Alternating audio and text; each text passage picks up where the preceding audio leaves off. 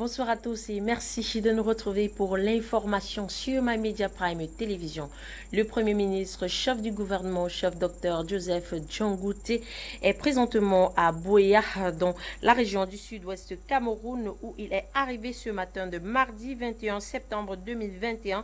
Question de se rassurer de l'implémentation des résolutions du Grand Dialogue national. Il a été reçu sur le pont de Mungo par les administrateurs locaux, les chefs traditionnels et les forces armées en charge de la sécurité dans ces lieux. Accident grave de circulation sur la nationale numéro 3 EDA Douala le dimanche 19 septembre 2021 entre deux véhicules de tourisme ayant fait au moins 10 morts et plusieurs blessés graves. Les causes du dit accident restent encore inconnues. Une vidéo amateur présente plusieurs corps sur la chaussée et dans des bosquets environnants. Il faut préciser que l'on enregistre de plus en plus des accidents de circulation au Cameroun depuis le début de cette année et ce malgré la sortie du ministre pour veiller à leur réduction. Dans un communiqué publié le lundi 20 septembre 2021, le ministre de la Défense informe les populations sur l'attaque du convoi du 6e bataillon d'intervention rapide le jeudi 16 septembre 2021 en mission de réconciliation et ceci par des terroristes lourdement armés dans la localité de Bamensing, arrondissement de Ndop, dans le nord-ouest Cameroun. Il prend d'ailleurs cette occasion pour transmettre ses condoléances aux familles des militaires éprouvés. La circulation routière a été interrompue sur la nationale numéro 4 Yaoundé-Bafoussam le lundi 20 septembre 2021 et ceci par des militants du Rassemblement démocratique du peuple camerounais en Kom Yambeta dans le département du Mbam et Enugu, région du centre où des conseillers municipaux de cette commune étaient en tête de proue manifestant sous le regard des forces de maintien de l'ordre qui tentaient de les faire reprendre raison. Une situation qui peut laisser croire à un dysfonctionnement dans le processus de renouvellement des organes de base de cette localité. Plus de 7000 personnes ont pris part au concert organisé par l'artiste Valsero Zéniste à Paris samedi dernier. La présence de Caresse Photo, Richard Bona et même Tala André Marie a été observée. Jean Solaire Kouété pour les détails dans ce reportage. C'est une soirée tout feu tout flamme ce samedi 18 septembre au Zénith de Paris. Le rap, venu du Cameroun, fait le plein de l'une des salles de spectacle les plus prestigieuses de France. Plus de 7000 personnes ont répondu à l'appel du général Valsero et des millions à travers le monde vivent le spectacle sur les réseaux sociaux.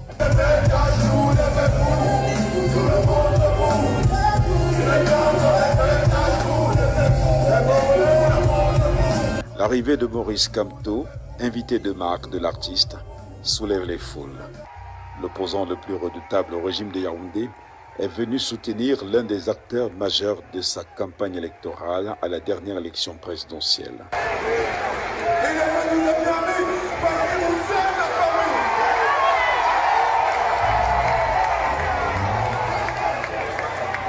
La présence remarquable des activistes de la brigade anti-sardinard galvanise également l'artiste engagé et surexcite la scène.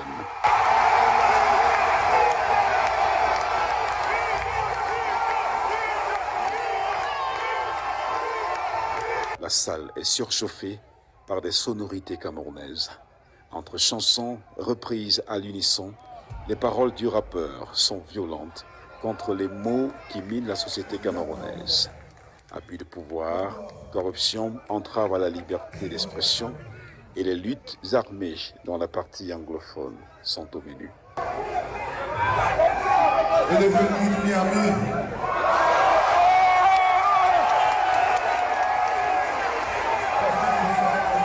Du coup, le spectacle prend les allures d'un meeting politique. Le vert, rouge, jaune flotte sur la scène et dans la foule. Le drapeau des mouvements sécessionnistes est aussi perceptible dans la salle. des symboles et des messages entremêlés. Et la musique domine la scène.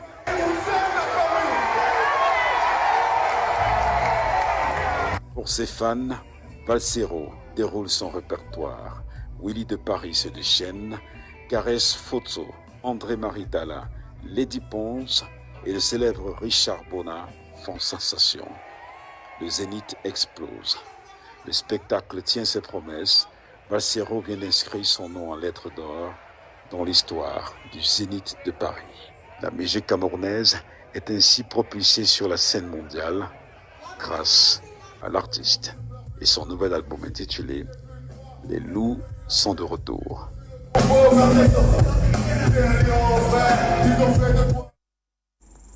Le comité directeur de la Chambre des huissiers de justice du Cameroun met à flot le concept intitulé Huissiversité dans le but de rendre plus performants les professionnels de ce corps d'activité, et ceci au travers d'un programme de 2 jours, soit du 7 au 8 octobre 2021 à Douala, sous le thème l'exécution dans tous ces États des décisions de justice, et ceci en présence du président de l'Union internationale des huissiers de justice, des magistrats, des avocats et bien d'autres.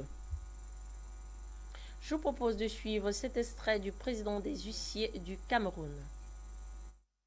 C'est un nouveau qui a été élaboré par le comité directeur de la Chambre nationale des huissiers de justice. Que j'explique déjà ce que ça veut dire. C'est un mot composé. Vous avez 2 particules. Le premier, c'est huiss comme huissier de justice et versité comme université. Donc, huissiversité. C'est à l'image des universités d'été pendant lesquelles certaines professions se mettent en conclave pour réfléchir sur leur profession, sur un certain nombre de thématiques, pour trouver un certain nombre, tenter de trouver un certain nombre de solutions et proposer même justement à la taille des défis même de la justice du XXIe siècle.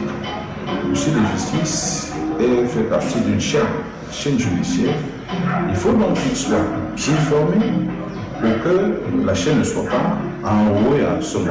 Formé, ce n'est pas une formation initiale, c'est une formation continue. Parce qu'il faut être à jour, il faut ressasser ses connaissances, savoir si les rafraîchir dans tous les cas. Il y a un autre volet, c'est le volet réflexion. Nous jetons un regard panoramique et même prospectif sur notre profession. Qu'est-ce qu'elle est devenue? Qu'est-ce que nous pouvons faire pour améliorer le service que nous rendons aux justiciables? Et nous ne le faisons pas en conclave, c'est-à-dire seulement avec les huissiers de justice. Nous appelons les autres professions, le monde des affaires, pour que justement il y ait des analyses qui ont un caractère transversal, pour que justement le débat puisse être suffisamment enrichi. À présent, hors de nos frontières au Rwanda, l'ancien directeur de l'hôtel des 1000 collines, Paul Rusesabagina, écope de 25 ans de prison pour terrorisme, une sentence donnée lundi 20 septembre 2021 par le tribunal de Kigali, et ceci en vue de son association avec le Front de libération nationale de la branche armée du mouvement rwandais pour le changement démocratique. Le président tunisien Kais Saied s'est engagé à nommer un nouveau premier ministre en remplacement de Hichem Mechechi, limogé en juillet dernier. Il a par ailleurs évoqué une réforme à venir de la Constitution de 2014 ayant instauré un système hybride ni présidentiel ni parlementaire, devenu une source de conflit entre les 2 pouvoirs. Tentative de coup d'État manquée au Soudan ce mardi 21 septembre 2021. Selon le gouvernement et les militaires, les auteurs non identifiés avaient tenté de prendre au contrôle le bâtiment des médias d'État. Mais malheureusement ou heureusement, sans succès. Néanmoins, il déclare que tout est rentré sous contrôle en ce moment. En Éthiopie, le second tour des élections législatives et locales a été reporté pour le 30 septembre prochain et ne se déroulera pas dans 26 circonscriptions du pays pour des raisons d'insécurité. Il s'agit d'un scrutin concernant 47 sièges parlementaires et 105 sièges régionaux. Et à cet effet, 7000 électeurs sont attendus aux urnes. Une élection qui se déroulera donc dans un contexte de conflit entre les troupes gouvernementales et les forces armées du TPLF. À présent, ouvrons notre page sport Cannes Total Énergie 2021. Le tirage au sort de la compétition finale aura lieu le mercredi 29 septembre 2021 au Caire. Quentin Etapé nous en donne plus dans ce reportage. Les 8 clubs participants seront fixés à leur sort le mercredi 29 septembre prochain au Caire. Une information annoncée par la CAF dimanche dernier sur sa plateforme numérique. En prélude de la Ligue des champions féminines de la CAF Total Énergie Égypte 2021 qui va se dérouler du 5 au 19 novembre 2021, les équipes seront divisées en 2 groupes de 4 chacun, dont les 2 premiers de toutes les poules sont qualifiés pour les demi-finales de présélection. Dans la zone UFOA A, l'AS Mantes du Mali y figure en bonne place. C'est un club qui avait remporté les 2 premières divisions de leur pays et la Coupe nationale 3 fois d'affilée de 2014 à 2016 et une fois d'abord en 2012. Dans l'UFOA B est présent le club ghanéen Asakas Lady FC, vainqueur des éliminatoires régionales, quadruple vainqueur de la Ligue ghanéenne depuis sa fondation en 1996 et cette équipe avait aussi remporté la Coupe nationale en 2021. Elle est accompagnée dans la même zone des Rivers Eagles du Nigeria qui avait terminé 2e des qualifications régionales. Depuis sa création en 1983, le club a collecté 7 titres de la Ligue nigériane et 8 coupes nationales.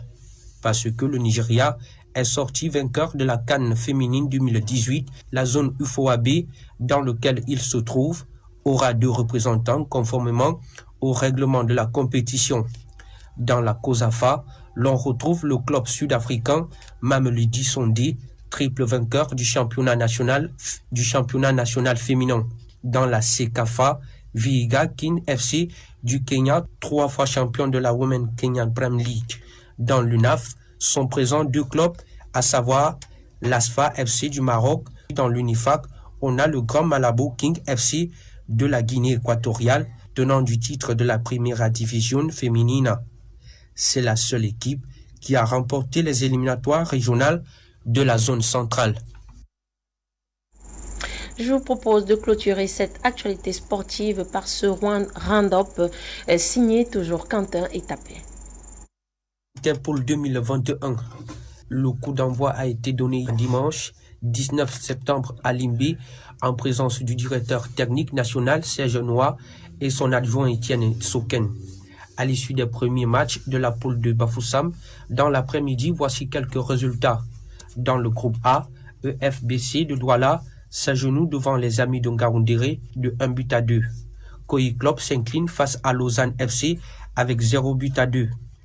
En rappel, cette autre édition des Interpools Limbé Bafoussam va du 18 au 24 septembre 2021. D'autres matchs sont en cours de programmation.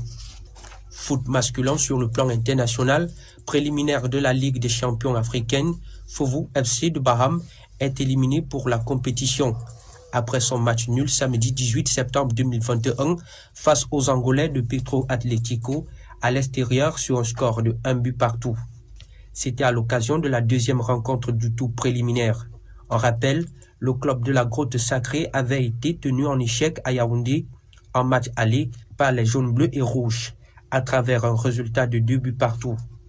Petro Atlético a donc profité de ce score aller pour mettre Fovu hors de la course pour la quête d'une place en phase de poule de la Ligue des champions de la CAF. Tournoi à Ishabouari, après leur défaite d'1-0 face au Maroc, jeudi passé au stade Moboladi Johnson à Lagos lors de la première journée, les Lions indomptables du Cameroun ont été encore battus de 2-0 lors de la 2e journée dans le même stade. qui veut aller plus loin ménage sa monture. C'est ce que font les Lions Juniors dans la perspective de la tenue du match aller comptant pour les éliminatoires du monde féminine FIFA U20 Costa Rica 2021 qui se disputeront à Kinshasa. Les Lions affûtent leurs âmes. Pareillement, le staff technique a procédé au réglage des animations défensives inhérentes aux observations faites lors des matchs d'évaluation. Je vous propose de suivre les réactions des milieux de terrain sur l'état d'esprit du groupe. Déjà Dieu qui a permis que nous puissions débuter notre stage de préparation dans très bonnes conditions. L'ambiance du groupe est très bonne et nous préparons notre stage dans une bonne enceinte. Nous sommes confiantes et nous sommes sûrs, rassurés avec les arguments que nous avons que nous allons vaincre le Congo samedi prochain. Bonsoir, merci pour tout le soutien. Donc pour notre stage, oui, ça se passe bien par la grâce de Dieu. On s'entraîne dans les bonnes conditions pour préparer notre match contre le Congo. Et nous, on veut le remporter. Donc, on veut avoir cette victoire, les qualifications en ligne. Et c'est sur ces mots que nous tirons un coup de chapeau sur cette édition de ce jour. Merci à vous de nous avoir suivis. Journal présenté par Gladys Bomotongina et produit par Ewane Elai. Restez connectés pour la suite des programmes sur MyMedia Prime et Télévision de African Eye.